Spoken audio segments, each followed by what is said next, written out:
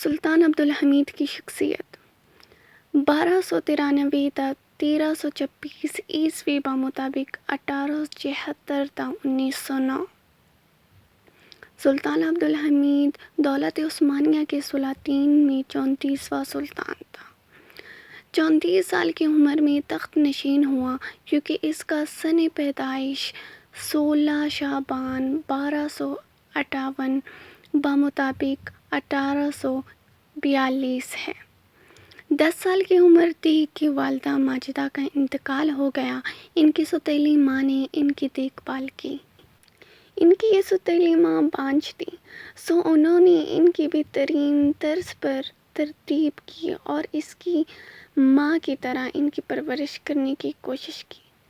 سلطان عبدالحمید سے اسے بڑی محبت تھی، حتیٰ کہ جب یہ فوت ہوئے تو اپنی ساری جائیداد اپنے اسی بیٹے کے نام وصیت کر گئی۔ سلطان عبدالحمید ان کی تربیت سے بہت متاثر تھے، ان کی وقار، دینداری اور ان کی پرسکون مدھم آواز کو بہت پسند کرتے تھے۔ ساری عمر اس خاتون کی شخصیت کا عکس سلطان عبدالحمید کی شخصیت پر نمایاں رہا۔ سلطان عبدالحمید نے قصر سلطان میں اپنے دور کے اخلاق اور علم میں مایہ ناز اساتذہ سے تعلیم حاصل کی۔ انہوں نے عربی اور فارسی زبانوں کی تحصیل کی، تاریخ کا مطالعہ کیا، علم و ادب میں دسترس حاصل کی، تصوف کے رموز معارف سے آگاہی حاصل کی اور ترکی عثمانی زبان میں اشعار بھی کہے اور ان میں اپنے خیالات کا اظہار کیا۔ سلطان عبدالحمید نے اسلحہ کے استعمال کا تجربہ حاصل کیا۔ وہ تلوار زنی اور تیر اندازی میں کمال مہارت رکھتے تھے، بدنی مشق ہمیشہ کرتے تھے، عالمی سیاست پر گہری نظر تھی اور اپنے ملک کے طول و عرض کے حالات و واقعات سے پوری طرح باخبر رہتے تھے۔ اپنے چچا سلطان عبدالعزیز کے ساتھ یورپ کا دورہ۔ سلطان عبدالعزیز نے یورپ کا دورہ کیا۔ ایک اعلیٰ سطح کا وفد بھی ان کے ہمراہ تھا۔ اس عثمانی وفد میں ایک شخص امیر عبدالحمید بھی تھا، جو یورپیوں کے سامنے اپنے سادہ لباس اور پاکیزہ قابل تعریف سیرت کے ساتھ ظاہر ہوا۔ امیر عبدالحمید نے اس دورے کی خصوصی تیاری کی اور اس کے لیے خصوصی معلومات حاصل کی۔ انہوں نے مغرب میں جو کچھ دیکھا اس کے بارے میں اپنے گہرے مشاہدے اور صحیح موقف کا اظہار کیا۔ اس عثمانی وفد نے اس دور کے اہم یورپی سیاسی شخصیت سے ملاقات کی، جیسے فرانس کے نیپولین سلاس، انگلینڈ کی ملکہ وکٹوریہ، بیلجیم کے لیوپولڈ ثانی، جرمنی کے گلیوم وال، آسٹریا کے فرانسوا جوزف وغیرہ۔ اس سے پہلے یہ وفد سلطان عبدالعزیز کی میت میں مصر کا دورہ بھی کر چکا تھا اور مصر میں انہوں نے یورپی چکا چونت جھوٹی روشنی کا بنظر غیر مطالعہ کر لیا تھا۔ انہوں نے دیکھ لیا تھا کہ کس طرح مصریوں نے یورپی تعلقات کو اپنایا ہے، جس کے بدولت ان کو بیرونی قرضوں کی ضرورت پیش آئی ہے اور وہ قرضوں میں بری طرح جکڑ دیے گئے ہیں۔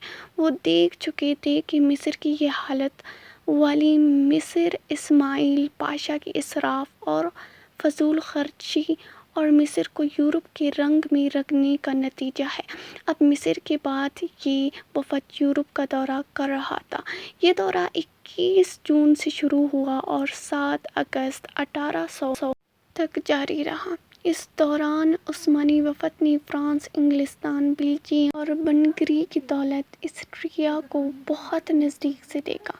اس یورپی سیاحت کے دوران عبدالحمید نے کئی تجربات حاصل کیے اور بعد میں اپنے دور حکومت میں ان سے پوری طرح استفادہ کرنے کی کوشش کی۔ ان میں درج ذیل امور خصوصی اہمیت کے حامل ہیں: یورپی زندگی، اس کے تمام لوازمات جیسے حیرت افزا اقتصادی طریقے، مختلف اخلاقیات اور ثقافتی روادارکانات، صنعتی اور عسکری ترقی، بالخصوص فرانس اور جرمنی کی بحری اور برطانیہ کی بحری فوج، عالمی سیاسی کھیل، دولت عثمانیہ کی سیاست پر یورپی طاقتوں کا اثر انداز ہونا، بالخصوص نپولین ثالث کا اثر، عبدالحمید کے چچا سلطان عبدالعزیز اور نپولین کا ان پر دباؤ تاکہ وہ وزیر علی پاشا کی مدد کریں، حالانکہ سلطان عبدالعزیز محسوس نہیں کرتے تھے کہ وہ کسی غیر ملکی قوت کے زیر اثر ہیں۔ امیر عبدالحمید کو اپنے اس دورے کے دوران اس بات کا یقین ہو گیا کہ فرانس لہو و لہب کا ملک ہے، انگلستان ثروت، زراعت اور صنعت و حرفت کا، جبکہ جرمنی تنظیم، عسکریت اور نظم و ضبط کا ملک ہے۔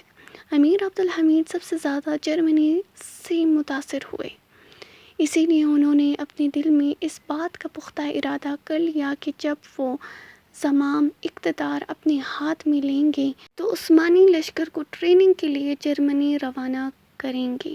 امیر عبدالحمید اس دورے کے دوران مغرب سے بہت متاثر ہوئے اور اسی چیز نے انہیں اس بات پر ابھارا کہ وہ اپنے ملک کے اندر مختلف شعبوں، تعلیم، صنعت، نقل و حمل اور فوج میں نئے ایجادات کو متعارف کرائیں۔